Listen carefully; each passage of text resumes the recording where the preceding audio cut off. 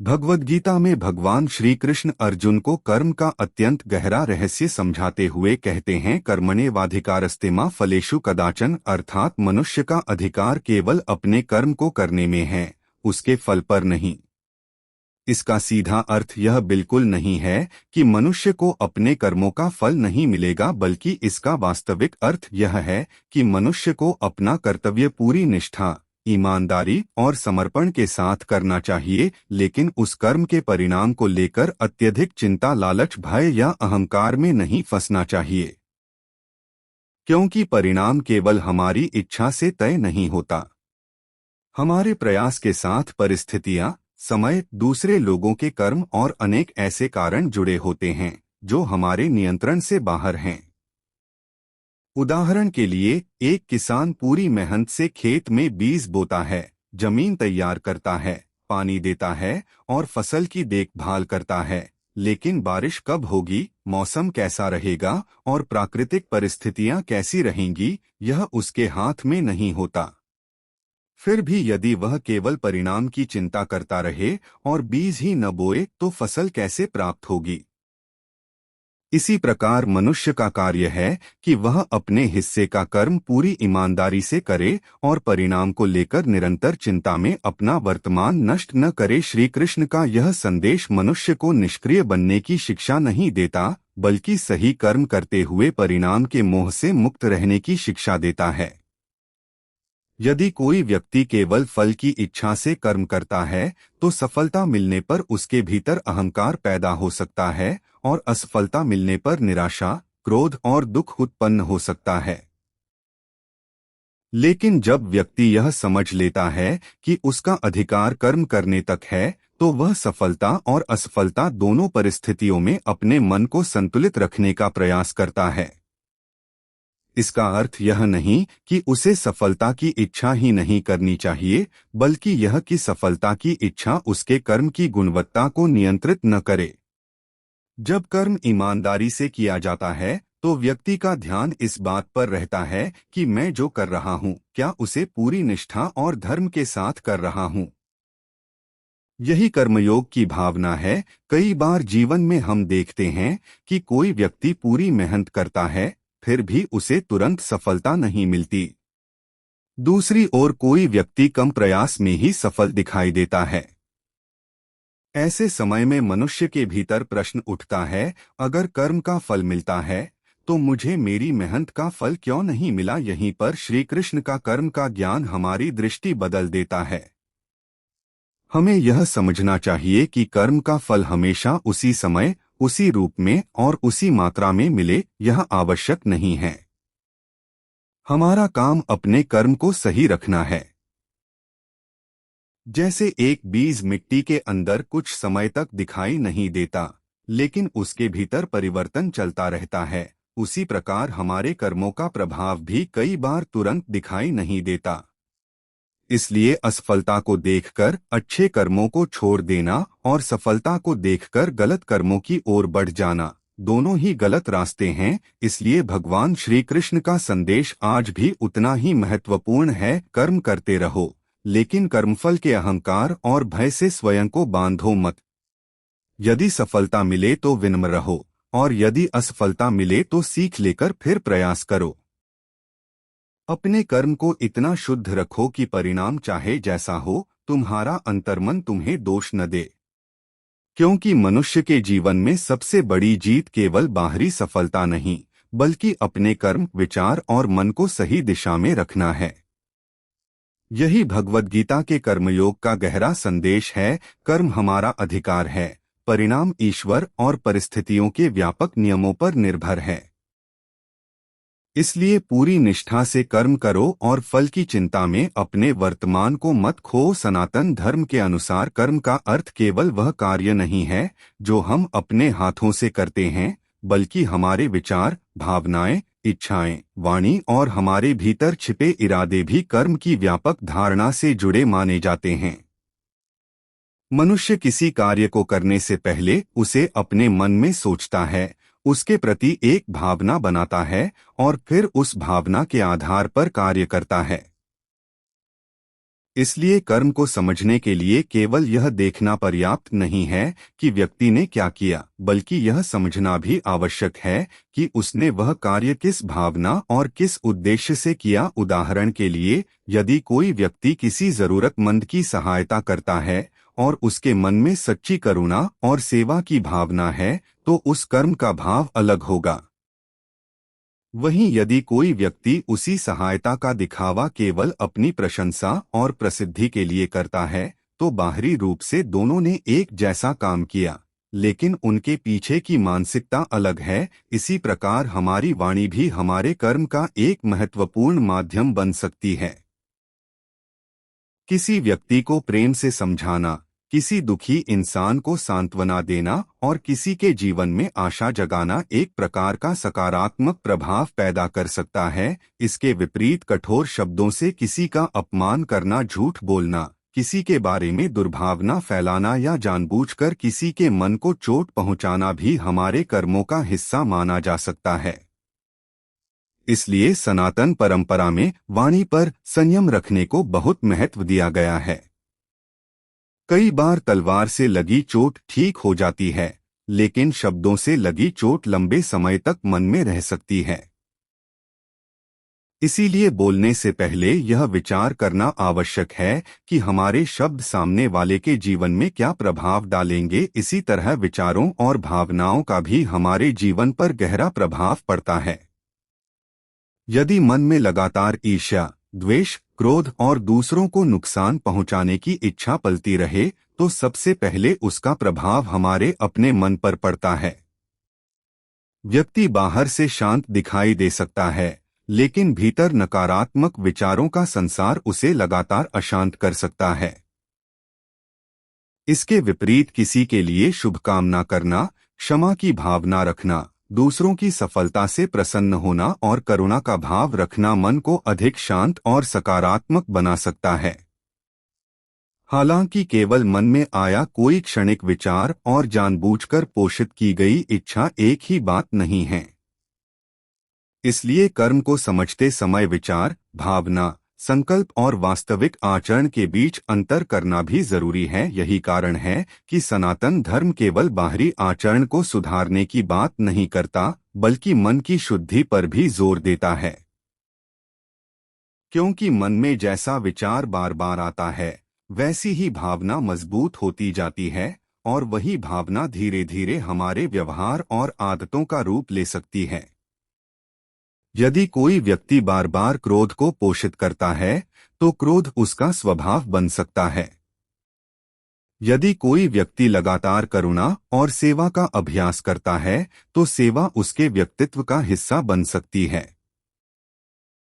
इस दृष्टि से कर्म केवल एक घटना नहीं, बल्कि हमारे संस्कारों और व्यक्तित्व को बनाने वाली प्रक्रिया भी है। इसलिए अगली बार जब आप कर्म के बारे में सोचें, तो केवल यह मत पूछिए कि मैंने क्या किया, बल्कि यह भी पूछिए मैंने यह क्यों किया।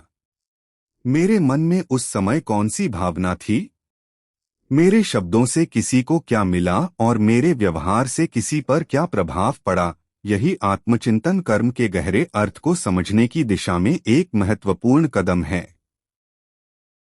क्योंकि मनुष्य का जीवन केवल बड़े बड़े कार्यों से नहीं बनता, बल्कि उसके छोटे छोटे विचारों, शब्दों, भावनाओं और रोजमर्रा के निर्णयों से बनता है। और शायद कर्म का सबसे गहरा संदेश यही है कि हम जैसा सोचते हैं, जैसा बोलते हैं और जिस भावना से कर्म करते हैं, उसी दिशा में धीरे धीरे हमारा व्यक्तित्व और हमारा जीवन आगे बढ़ता है। भगवद गीता के 4 अध्याय में भगवान श्री कृष्ण कर्म के रहस्य को समझाते हुए कहते हैं, गहना कर्मणो गतियः, अर्थात कर्म की गति अत्यंत गहन और समझने में कठिन है। मनुष्य अक्सर सोचता है कि जो कार्य वह कर रहा है, उसका परिणाम सीधा और तुरंत उसके सामने आ जाएगा, लेकिन कर्म का सिद्धांत इतना सरल नहीं है। एक ही कार्य अलग अलग परिस्थितियों, भावनाओं और उद्देश्यों के कारण अलग अर्थ रख सकता है। इसलिए श्री कृष्ण केवल कर्म करने की बात नहीं करते, बल्कि कर्म क्या है, विकर्म क्या है और अकर्म क्या है, इसे समझने की आवश्यकता बताते हैं। गीता के अनुसार जो कार्य धर्म, कर्तव्य और उचित आचरण के अनुरूप किया जाता है वह कर्म की दिशा में आता है। जो कार्य अनुचित, अधर्मपूर्ण या दूसरों को हानि पहुंचाने वाला है उसे विकर्म के रूप में समझा जाता है। वहीं अकर्म का अर्थ केवल कुछ भी न करना नहीं है, बल्कि कर्म के भीतर ऐसी स्थिति को समझना है जहां व्यक्ति कर्म करते हुए भी कर्म के बंधन और अहंकार से ऊपर उठने का प्रयास करता है। इसे एक सरल उदाहरण से समझिए। मान लीजिए कोई व्यक्ति किसी भूखे इंसान को भोजन कराता है। बाहर से देखने पर यह एक अच्छा कर्म दिखाई देता है, लेकिन यदि वही व्यक्ति केवल लोगों को दिखाने और अपनी प्रशंसा करवाने के लिए ऐसा करता है तो उसके कर्म के पीछे की भावना अलग है। दूसरी ओर कोई व्यक्ति किसी की रक्षा करने के लिए कठोर कदम उठाता है।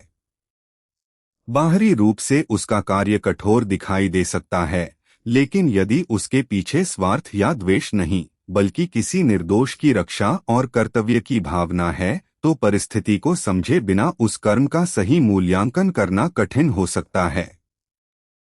यही कारण है कि भगवान श्री कृष्ण कहते हैं कि कर्म की गति गहन है।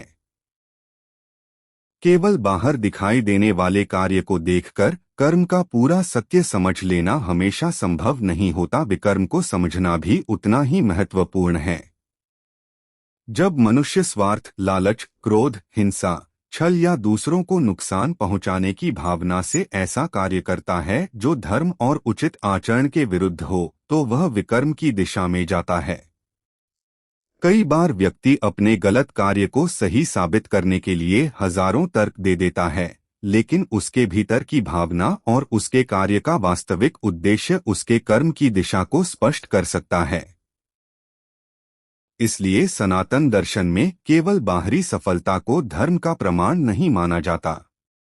कोई व्यक्ति गलत रास्ते से धन प्राप्त कर ले, प्रसिद्धि हासिल कर ले या कुछ समय के लिए शक्तिशाली बन जाए, इसका अर्थ यह नहीं कि उसका कर्म उचित हो गया। कर्म की शुद्धता उसके उद्देश्य, आचरण और धर्म के साथ उसके संबंध से भी जुड़ी होती है। अब बात आती है अकर्म की। सामान्य भाषा में अकर्म का अर्थ लगता है कुछ न करना, लेकिन गीता में कर्म और अकर्म की चर्चा इससे कहीं अधिक गहरी है। कभी कभी मनुष्य बाहर से बहुत सारे कार्य करता हुआ दिखाई देता है, लेकिन भीतर से वह अपने कर्म के अहंकार में बंधा नहीं होता। वह अपने कर्तव्य को ईश्वर को समर्पित भावना से करता है और स्वयं को केवल साधन मानने का प्रयास करता है। दूसरी ओर कोई व्यक्ति बाहर से शांत बैठा हो, लेकिन उसके भीतर लालच, ईर्ष्या, क्रोध और स्वार्थ के विचार लगातार चल रहे हों। इसलिए केवल शरीर की गतिविधि या निष्क्रियता देखकर कर्म और अकर्म का अंतिम अर्थ समझना कठिन है। भगवान श्री कृष्ण का संदेश यह है कि कर्म से भागना समाधान नहीं है। मनुष्य जब तक शरीर और संसार में है तब तक किसी न किसी रूप में कर्म करता ही रहेगा। इसलिए महत्वपूर्ण यह है कि हम अपने कर्मों को किस भावना से करते हैं। यदि कर्म केवल स्वार्थ, अहंकार और फल की लालसा से किया जाए तो वही कर्म मनुष्य को मानसिक बंधन में डाल सकता है। लेकिन यदि वही कर्तव्य ईमानदारी, धर्म, सेवा, समर्पण और निष्काम भावना से किया जाए तो व्यक्ति धीरे धीरे कर्म के बंधन से ऊपर उठने का प्रयास कर सकता है। यही कर्मयोग का मूल संदेश है, कर्म को छोड़ना नहीं बल्कि कर्म करने की अपनी दृष्टि को बदलना। अपने कर्तव्य से भागने के बजाय उसे सही भावना से करना, सफलता में अहंकार न करना, असफलता में टूट न जाना और अपने कर्मों के प्रति ईमानदार रहना। क्योंकि कर्म की गहराई केवल इस बात में नहीं है कि हमने क्या किया, बल्कि इस बात में भी है कि हमने क्यों किया, किस भावना से किया और उस कर्म का हमारे भीतर क्या प्रभाव पड़ा। इसलिए श्री कृष्ण का गहना कर्मणो गतिः हमें याद दिलाता है कि कर्म का संसार बहुत सूक्ष्म है और उसे समझने के लिए केवल बाहरी घटनाओं को नहीं बल्कि अपने मन, उद्देश्य और आचरण को भी देखना आवश्यक है। अंततः यही समझ आता है कि कर्म से बचना संभव नहीं, लेकिन कर्म को शुद्ध करना हमारे हाथ में है। हम हर दिन अपने विचारों, शब्दों और कार्यों के माध्यम से अपने भविष्य की दिशा तय कर रहे हैं। इसलिए हर कर्म करने से पहले एक क्षण रुककर स्वयं से पूछना चाहिए, क्या यह कर्म मेरे अहंकार को बढ़ा रहा है या मेरे चरित्र को? क्योंकि यही छोटा सा प्रश्न हमें गलत कर्म से बचाकर सही कर्म की ओर ले जा सकता है।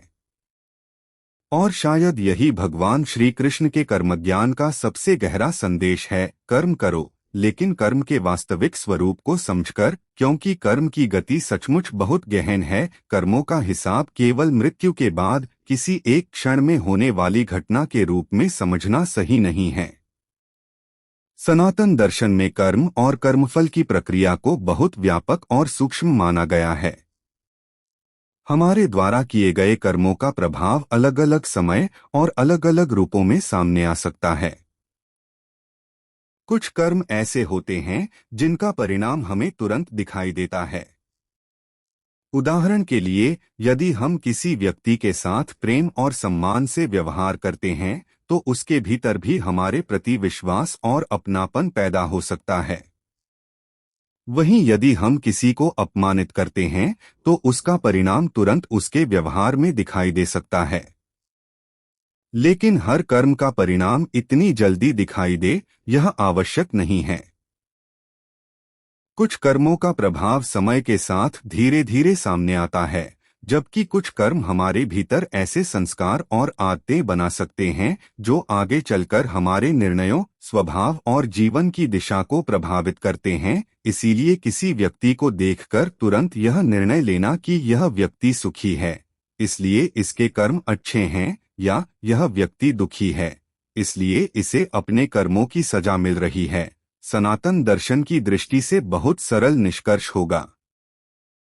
हम किसी व्यक्ति के वर्तमान जीवन की केवल एक छोटी सी तस्वीर देखते हैं, जबकि उसके कर्मों की पूरी यात्रा हमारे सामने नहीं होती।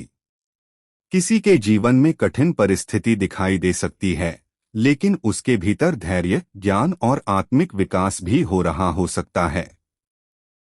दूसरी ओर कोई व्यक्ति बाहर से बहुत सफल और सुखी दिखाई दे सकता है, लेकिन भीतर से भय, अशांति, अहंकार या असंतोष से घिरा हुआ हो सकता है।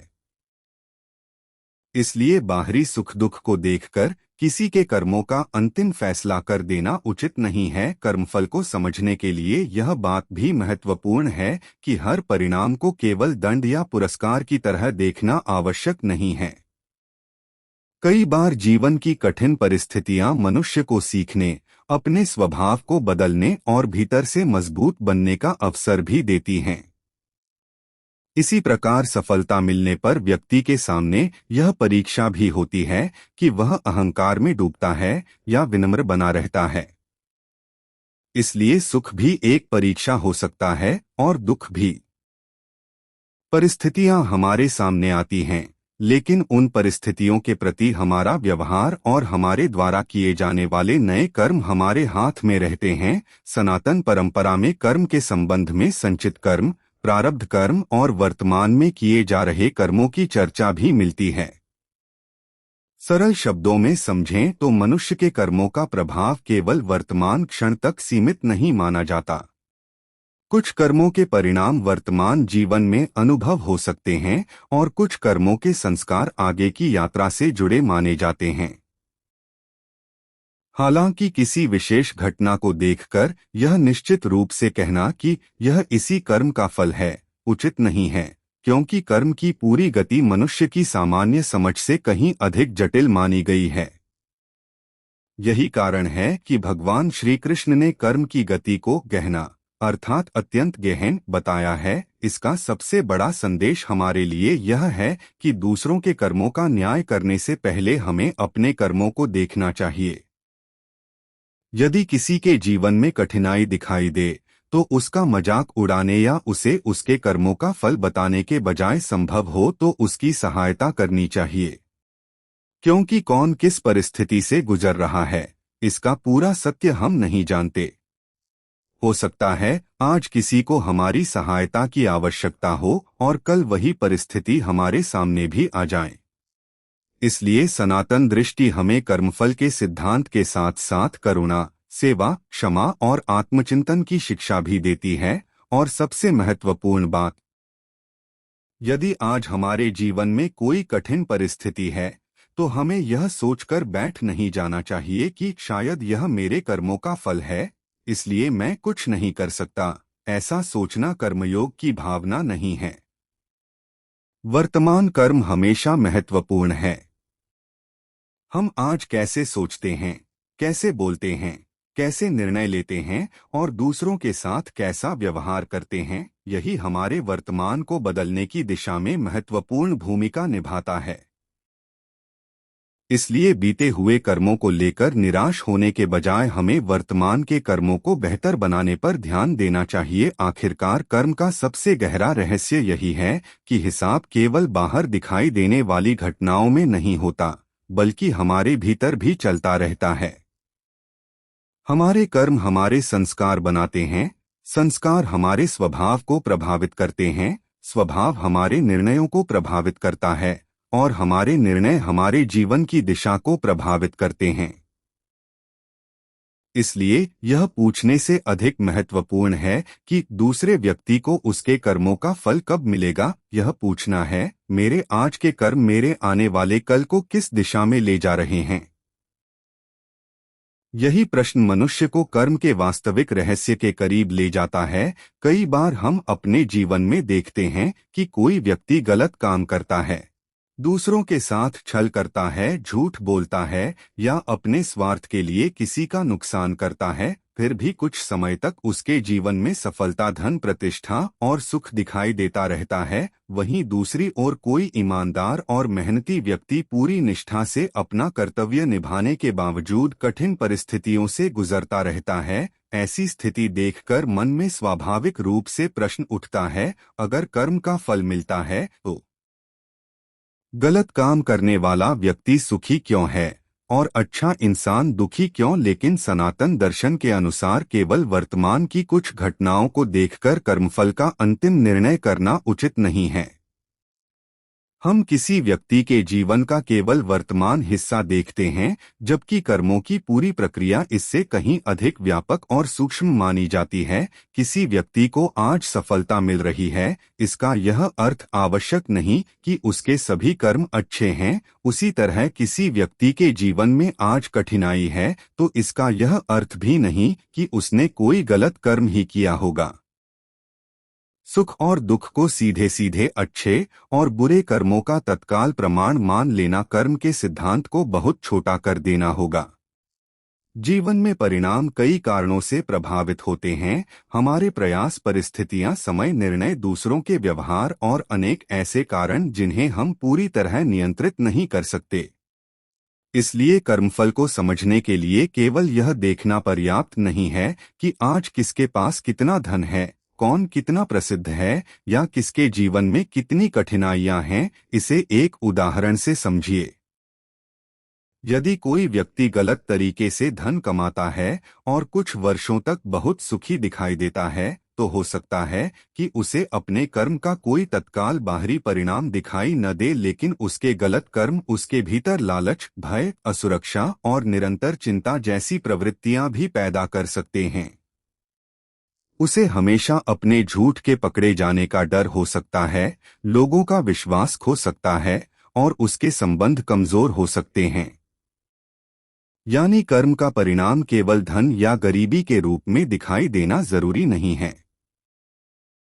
कर्म हमारे मन, हमारे चरित्र, हमारे संबंधों और हमारे जीवन की दिशा को भी प्रभावित कर सकते हैं। इसी प्रकार कोई ईमानदार व्यक्ति कठिन परिस्थितियों से गुजर रहा हो तो उसकी ईमानदारी व्यर्थ नहीं हो जाती। संभव है कि वर्तमान परिस्थिति उसे धैर्य, अनुशासन, आत्मविश्वास और जीवन की गहरी समझ विकसित करने का अवसर दे रही हो। इसका अर्थ यह नहीं कि हर दुख को निश्चित रूप से किसी पिछले कर्म का फल घोषित कर दिया जाए, ऐसा दावा करना उचित नहीं होगा। बल्कि सही समझ यह है कि हम परिस्थिति को हमेशा नियंत्रित नहीं कर सकते, लेकिन उस परिस्थिति में अपने कर्म और अपने आचरण को नियंत्रित करने का प्रयास जरूर कर सकते हैं। भगवद गीता का कर्मयोग इसी दृष्टि को मजबूत करता है। भगवान श्री कृष्ण मनुष्य को अपने कर्तव्य पर ध्यान देने और फल के प्रति अत्यधिक आसक्ति से बचने की शिक्षा देते हैं। इसका अर्थ यह नहीं कि परिणाम महत्वपूर्ण नहीं है, बल्कि यह है कि परिणाम की चिंता इतनी अधिक न हो जाए कि हम सही कर्म करना ही छोड़ दें। यदि सफलता देर से मिल रही है तो सही मार्ग मत छोड़िए। यदि गलत रास्ते पर चलने वाला व्यक्ति कुछ समय के लिए आगे दिखाई दे रहा है तो उसकी नकल मत कीजिए, क्योंकि कुछ समय की सफलता और जीवन की वास्तविक सफलता एक ही चीज नहीं होती। यही कारण है कि सनातन धर्म में कर्म को एक लंबी यात्रा की तरह समझने की दृष्टि मिलती है, न कि केवल एक दिन या एक घटना के हिसाब की तरह। आज का एक कर्म तुरंत परिणाम दे सकता है, किसी दूसरे कर्म का प्रभाव लंबे समय बाद दिखाई दे सकता है, और कुछ कर्म हमारे संस्कारों तथा स्वभाव को प्रभावित कर सकते हैं। इसलिए हमें हर परिस्थिति में अपने कर्म को सही रखने का प्रयास करना चाहिए। यह सोचना कि दूसरा गलत करके सफल हो रहा है तो मैं भी गलत रास्ते पर चलूं, वास्तव में अपने भविष्य के कर्मों को स्वयं खराब करना है। इसलिए अगर कभी आपको लगे कि मैं अच्छा कर रहा हूं फिर भी मेरे साथ कठिनाइयां क्यों हैं, तो निराश मत होइए। अपने कर्मों की ईमानदारी को केवल तत्काल परिणाम से मत मापिए। और अगर कभी आपको लगे कि कोई व्यक्ति गलत करके भी बहुत सफल हो रहा है तो उसके बाहरी जीवन को देखकर ईर्ष्या मत कीजिए, क्योंकि हम किसी के जीवन की पूरी कहानी नहीं जानते और न ही कर्मों की पूरी गति को समझ सकते हैं। कर्म का नियम देर से दिखाई दे सकता है, लेकिन इसका अर्थ यह नहीं कि कर्म व्यर्थ हो गया।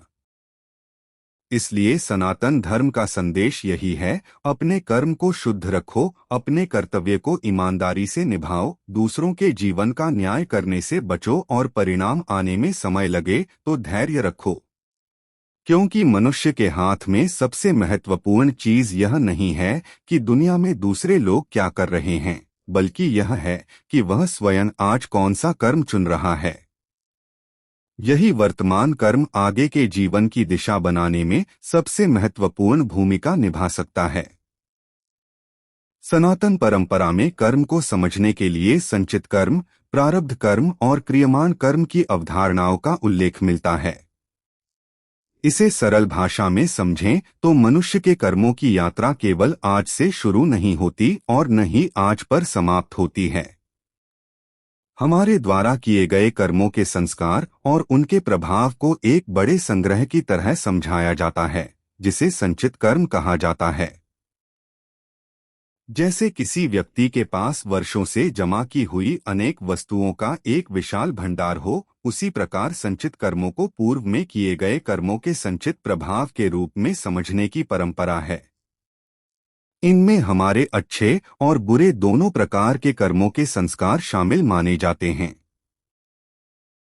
हालांकि इसका अर्थ यह नहीं कि हर वर्तमान घटना को निश्चित रूप से किसी एक पुराने कर्म से जोड़ दिया जाए, बल्कि यह कर्म सिद्धांत को समझने का एक दार्शनिक ढांचा है। इसी संचित कर्मों में से जो कर्मफल वर्तमान जीवन में अनुभव के रूप में सामने आता है, उसे परंपरागत रूप से प्रारब्ध कर्म कहा जाता है।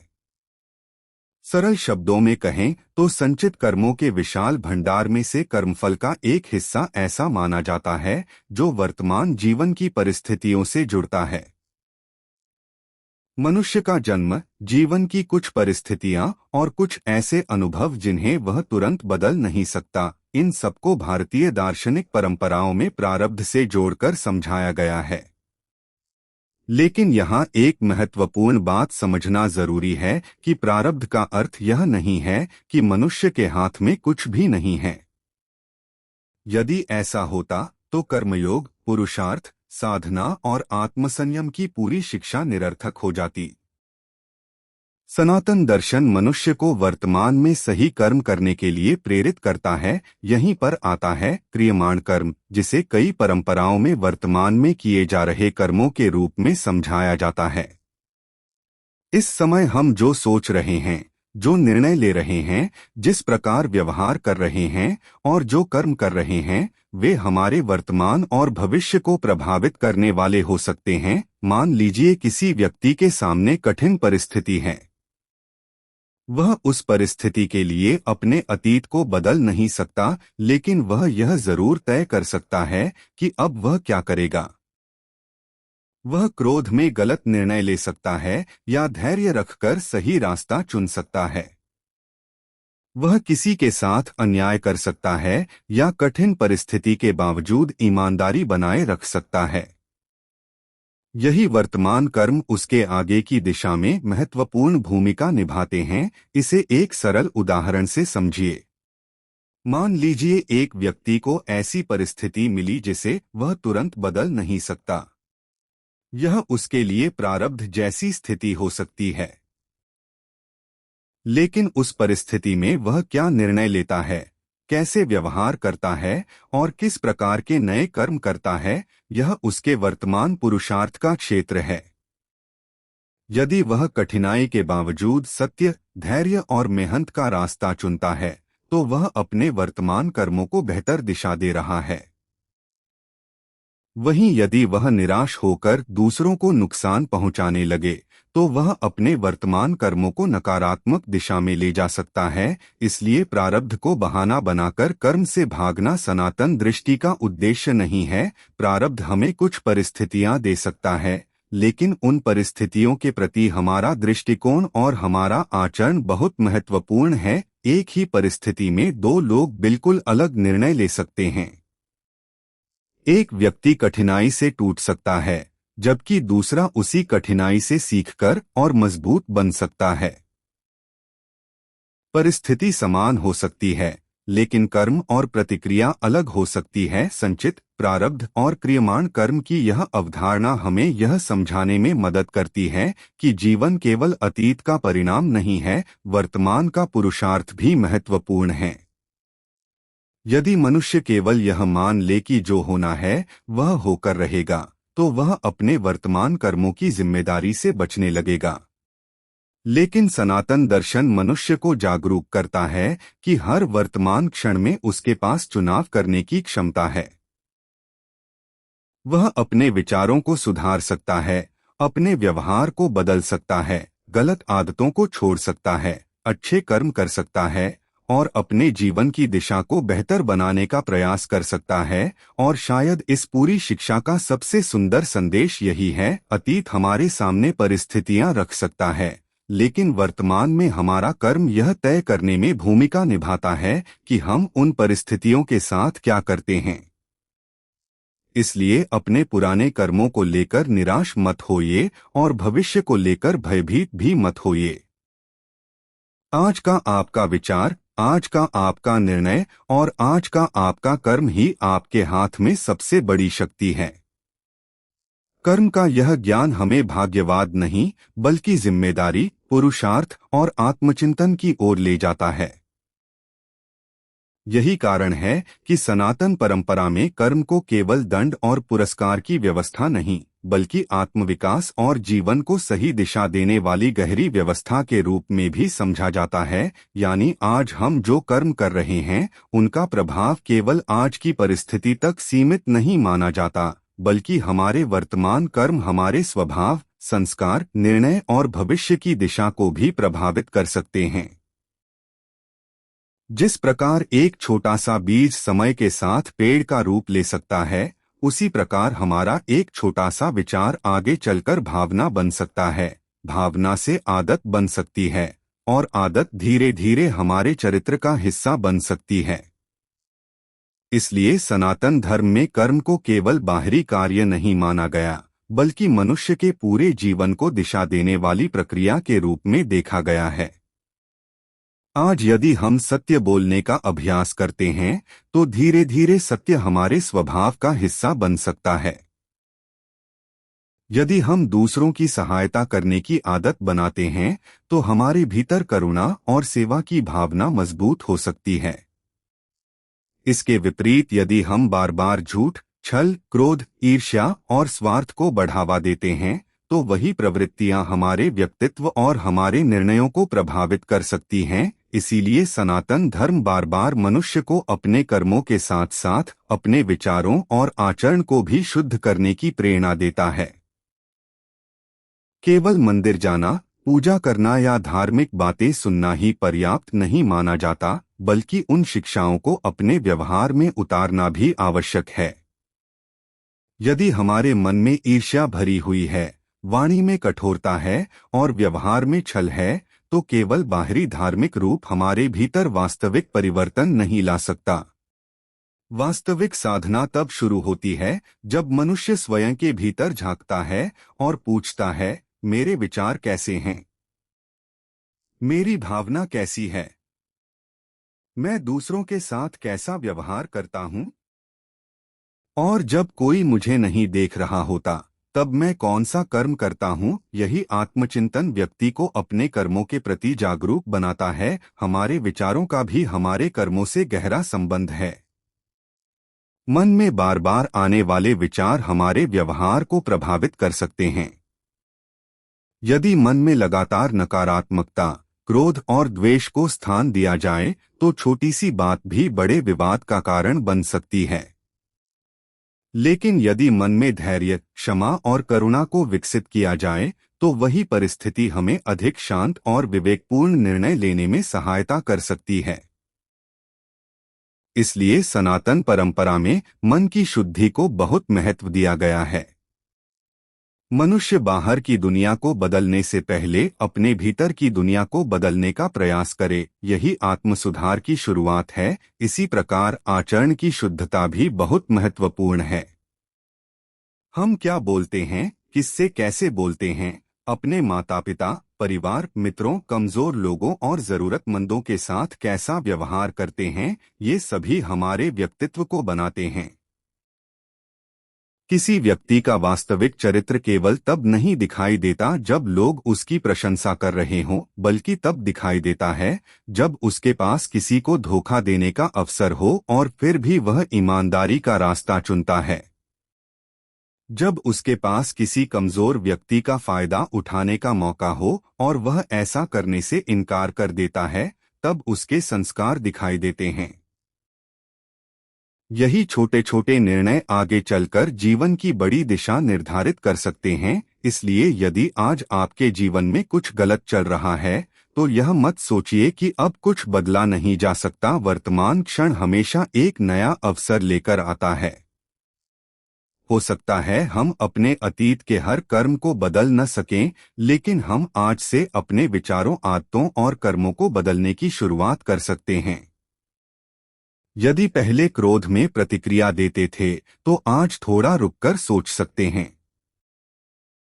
यदि पहले झूठ बोलते थे, तो आज से सत्य का अभ्यास कर सकते हैं। यदि किसी के प्रति मन में द्वेष है, तो आज क्षमा की दिशा में एक कदम बढ़ा सकते हैं। यदि कभी किसी की मदद करने का अवसर मिले, तो आज उसे अपना सौभाग्य समझकर सेवा कर सकते हैं। यही कारण है कि कर्म का ज्ञान मनुष्य को डराने के लिए नहीं, बल्कि जगाने के लिए है। यह हमें बताता है कि हमारे जीवन की दिशा केवल परिस्थितियों से तय नहीं होती, हमारे चुनाव भी महत्वपूर्ण हैं। हर सुबह हमें एक नया अवसर मिलता है कि हम कल से बेहतर इंसान बनें। हर निर्णय के समय हमारे सामने दो रास्ते हो सकते हैं, एक आसान लेकिन गलत और दूसरा कठिन लेकिन सही। जिस रास्ते को हम बार बार चुनते हैं, वही धीरे धीरे हमारे जीवन का मार्ग बन जाता है। इसलिए अपने भविष्य को लेकर चिंता करने से पहले अपने वर्तमान कर्मों को देखिए, क्योंकि भविष्य किसी एक दिन अचानक नहीं बनता। वह आज के छोटे छोटे विचारों, निर्णयों और कर्मों से धीरे धीरे आकार लेता है। यही सनातन धर्म की कर्मदृष्टि का सुंदर संदेश है। अपने कर्मों को शुद्ध करो, अपने विचारों को ऊंचा करो, अपने आचरण को सत्य और धर्म के अनुरूप बनाओ और वर्तमान क्षण का सही उपयोग करो। क्योंकि जो आज हम सोच रहे हैं, जो आज हम कर रहे हैं और जिस भावना से कर रहे हैं, वही आने वाले समय में हमारे जीवन की दिशा को प्रभावित करने वाला आधार बन सकता है। नहीं हर कर्म का परिणाम तुरंत दिखाई देना आवश्यक नहीं है। कर्म का फल कई बार उसी क्षण सामने आ जाता है, लेकिन कई बार उसके परिणाम को प्रकट होने में लंबा समय लग सकता है। इसे एक बीज के उदाहरण से समझिए। जब हम मिट्टी में एक बीज बोते हैं तो उसी दिन उसके ऊपर पेड़ दिखाई नहीं देने लगता। बीज पहले मिट्टी के भीतर अपनी जड़ें बनाता है, फिर धीरे धीरे अंकुर निकलता है, पौधा बढ़ता है और समय के साथ वह वृक्ष का रूप लेता है। इसी प्रकार हमारे द्वारा किया गया कर्म भी अपने प्रभाव को प्रकट करने में समय ले सकता है। हम किसी के साथ अच्छा व्यवहार करते हैं तो उसका विश्वास तुरंत भी मिल सकता है, लेकिन कभी कभी वर्षों की ईमानदारी के बाद जाकर कोई व्यक्ति हमारे चरित्र पर पूरी तरह विश्वास करता है। उसी तरह गलत कर्म का परिणाम भी हमेशा तुरंत दिखाई दे यह आवश्यक नहीं है। इसलिए केवल तत्काल परिणाम देखकर यह तय कर लेना कि कर्म सफल हुआ या असफल, कर्म के व्यापक सिद्धांत को बहुत सीमित कर देना होगा। कई बार कर्म का परिणाम बाहरी परिस्थितियों के रूप में दिखाई देता है। हमारे निर्णय और कर्म हमारे संबंधों, सामाजिक प्रतिष्ठा, अवसरों और जीवन की दिशा को प्रभावित कर सकते हैं। यदि कोई व्यक्ति लगातार ईमानदारी, मेहनत और जिम्मेदारी से काम करता है तो समय के साथ उसके आसपास लोगों का विश्वास बढ़ सकता है और उसके लिए नए अवसर पैदा हो सकते हैं।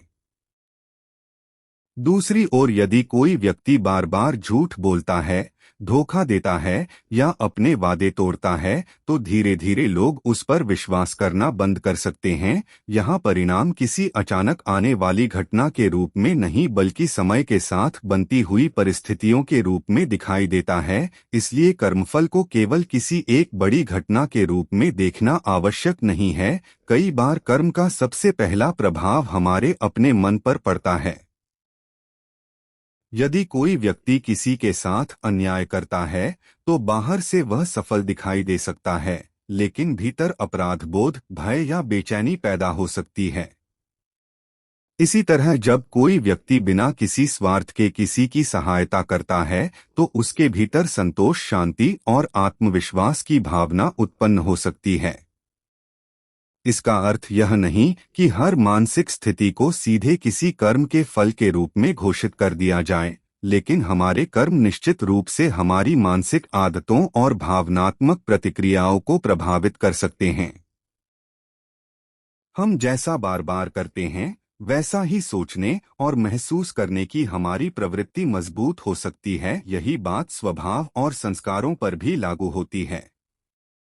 कोई व्यक्ति एक बार क्रोधित हो जाए तो इससे यह जरूरी नहीं कि वह क्रोधी व्यक्ति बन गया, लेकिन यदि वह हर छोटी बात पर बार बार क्रोध करता है, क्रोध को सही मानता है और उसे नियंत्रित करने का प्रयास नहीं करता, तो धीरे धीरे क्रोध उसके व्यवहार का हिस्सा बन सकता है। इसी प्रकार यदि कोई व्यक्ति नियमित रूप से सत्य बोलने, संयम रखने, सेवा करने और दूसरों का सम्मान करने का अभ्यास करता है तो समय के साथ ये गुण उसके स्वभाव में मजबूत हो सकते हैं। इस तरह कर्म केवल बाहर की दुनिया को प्रभावित नहीं करता, बल्कि कर्म करने वाला व्यक्ति भी अपने कर्मों के माध्यम से स्वयं को लगातार गढ़ता रहता है। इसे ऐसे भी समझ सकते हैं कि हर कर्म एक बीज की तरह है। कुछ बीज जल्दी अंकुरित होते हैं, कुछ को अधिक समय लगता है और कुछ बीज ऐसे होते हैं जिनका प्रभाव हमें उस रूप में दिखाई नहीं देता जिसकी हमने कल्पना की थी। लेकिन हर बार यह कहना भी सही नहीं होगा कि जीवन में घटने वाली हर घटना निश्चित रूप से किसी पुराने कर्म का सीधा परिणाम है। जीवन में अनेक कारण और परिस्थितियां एक साथ काम करती हैं। इसलिए कर्म के सिद्धांत को समझते समय जल्दबाजी में किसी व्यक्ति के सुख दुख को उसके कर्मों का निश्चित फल घोषित करना उचित नहीं है। इसलिए अगर आपने आज कोई अच्छा कर्म किया है और उसका परिणाम तुरंत नहीं मिला तो निराश मत होइए। और यदि किसी गलत कर्म का परिणाम अभी दिखाई नहीं दे रहा है तो यह मत समझिए कि वह कर्म बिना प्रभाव के समाप्त हो गया। समय कर्म के परिणाम को प्रकट करने का माध्यम हो सकता है, लेकिन हमारा वर्तमान आचरण हमारे हाथ में रहता है। इसलिए परिणाम की जल्दी करने के बजाय अपने कर्म की गुणवत्ता पर ध्यान देना अधिक महत्वपूर्ण है। अंतःकर्म का यह सिद्धांत हमें एक बहुत गहरी सीख देता है। जो हम आज करते हैं उसका प्रभाव केवल आज तक सीमित नहीं रहता। हमारे कर्म परिस्थितियों को प्रभावित कर सकते हैं, हमारे मन को प्रभावित कर सकते हैं और हमारे स्वभाव तथा संस्कारों को भी आकार दे सकते हैं। इसलिए हर विचार, हर शब्द और हर कार्य को जागरूक होकर चुनना चाहिए, क्योंकि हमें हमेशा यह दिखाई नहीं देता कि हमारे कर्म का बीज मिट्टी के भीतर क्या कर रहा है, लेकिन समय के साथ वही बीज हमारे जीवन में किसी न किसी रूप में अपना प्रभाव दिखा सकता है।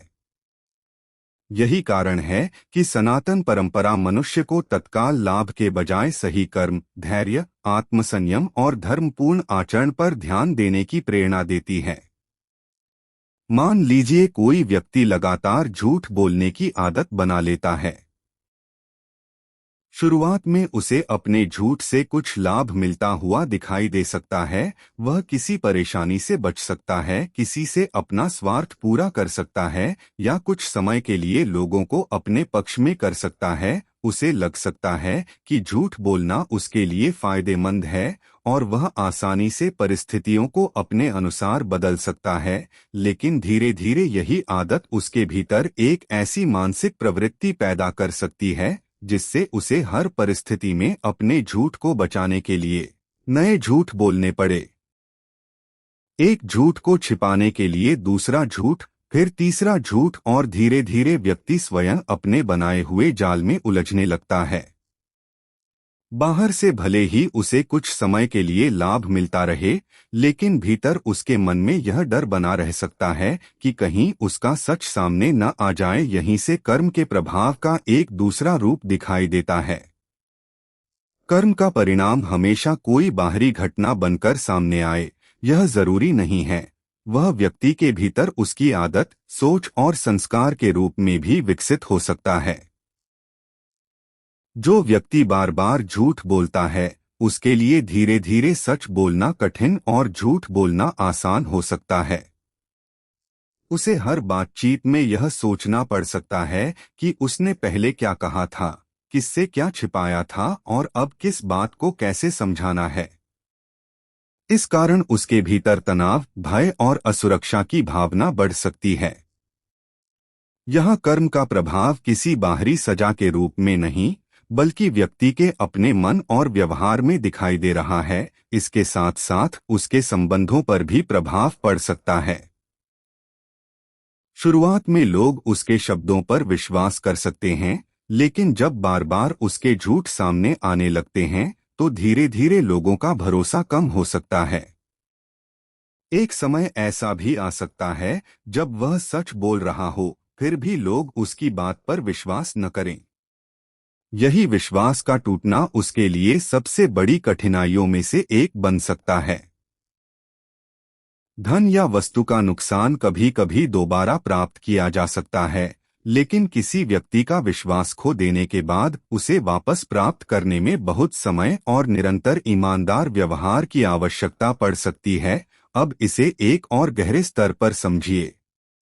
यदि कोई व्यक्ति लगातार झूठ बोलता रहता है तो धीरे धीरे झूठ केवल उसका व्यवहार नहीं रहता, बल्कि उसके व्यक्तित्व का हिस्सा बनने लगता है।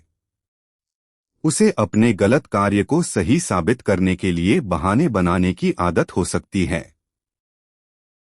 वह अपनी गलती स्वीकार करने से बच सकता है और धीरे धीरे आत्मचिंतन की क्षमता कमजोर हो सकती है। इस प्रकार उसके कर्म उसके मन पर अपनी छाप छोड़ते हैं। यही छाप आगे चलकर उसके संस्कारों का रूप ले सकती है। इसलिए कर्म का प्रभाव केवल इस बात में नहीं है कि आज मैंने क्या पाया या क्या खोया, बल्कि इस बात में भी है कि आज के कर्म ने मुझे अंदर से कैसा इंसान बनाया। इसके विपरीत यदि कोई व्यक्ति कठिन परिस्थिति में भी सत्य बोलने का अभ्यास करता है तो शुरुआत में उसे नुकसान उठाना पड़ सकता है। कभी कभी सच बोलने के कारण उसे किसी का विरोध भी सहना पड़ सकता है या तत्काल लाभ से वंचित होना पड़ सकता है। लेकिन लगातार सत्य का अभ्यास उसके भीतर आत्मविश्वास और निर्भयता को मजबूत कर सकता है। उसे हर समय अपनी कही हुई बातों को छिपाने या बदलने की आवश्यकता नहीं पड़ती। धीरे धीरे लोग भी उसके शब्दों पर विश्वास करने लगते हैं।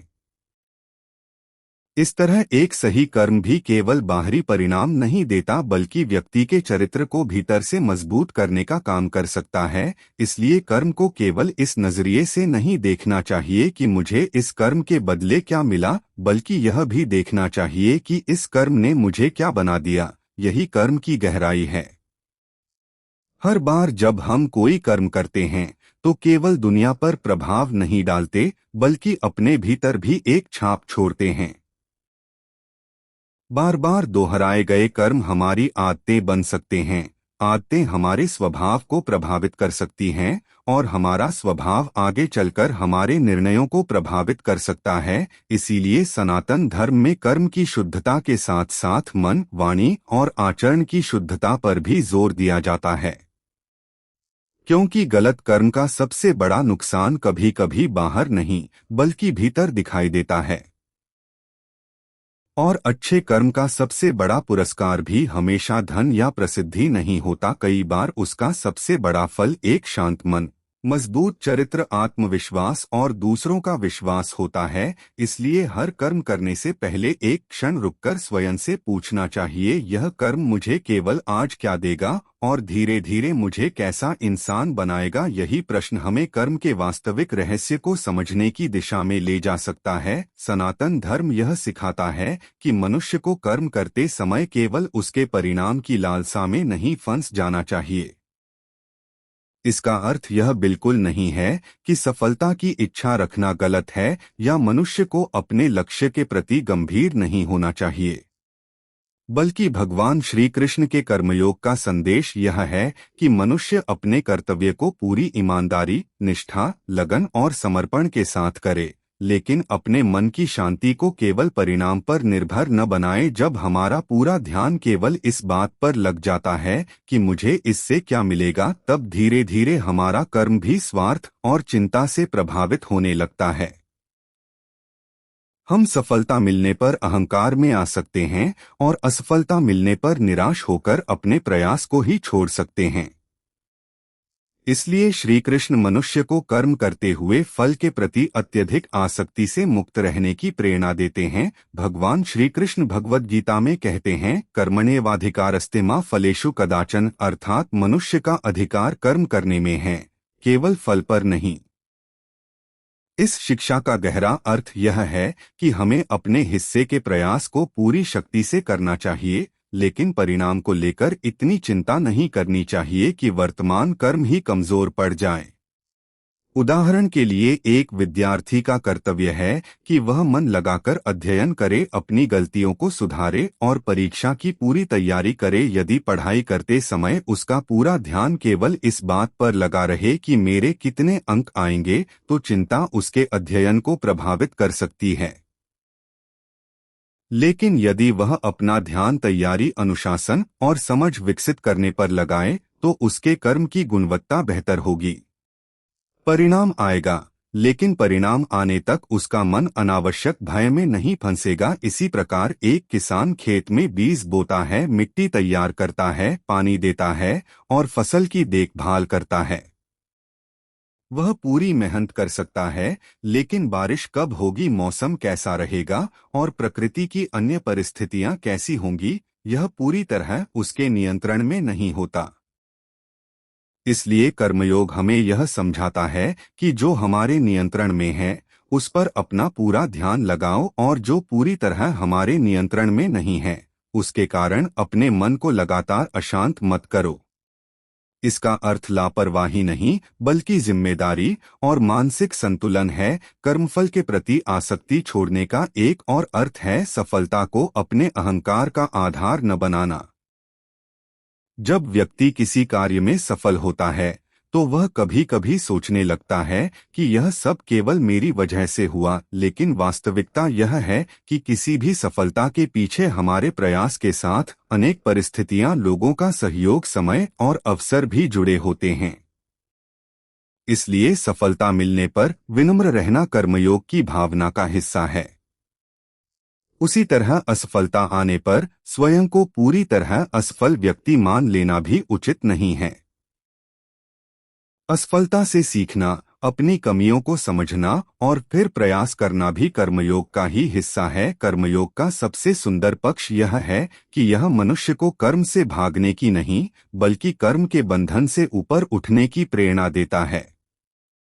मनुष्य अपने कर्तव्य को ईमानदारी से करता रहे, लेकिन हर कर्म के पीछे केवल स्वार्थ और निजी लाभ को ही अंतिम उद्देश्य न बनाए। यदि कोई व्यक्ति सेवा करता है तो केवल प्रशंसा पाने के लिए नहीं, यदि वह दान करता है तो केवल प्रसिद्धि के लिए नहीं, यदि वह अपने परिवार की जिम्मेदारी निभाता है तो केवल बदले में कुछ पाने की अपेक्षा से नहीं। जब कर्म में समर्पण और कर्तव्य की भावना आती है, तब वही कर्म मनुष्य के चरित्र को ऊंचा उठाने का साधन बन सकता है। लेकिन यहाँ यह समझना भी जरूरी है कि कर्मफल से आसक्ति छोड़ने का अर्थ कर्म के परिणाम की जिम्मेदारी से भागना नहीं है। यदि किसी कर्म का परिणाम गलत आता है तो मनुष्य को अपनी गलती स्वीकार करनी चाहिए और उससे सीखना चाहिए। यदि सफलता मिलती है तो उसका सही उपयोग करना चाहिए। कर्मयोग हमें परिणाम सिखाता है,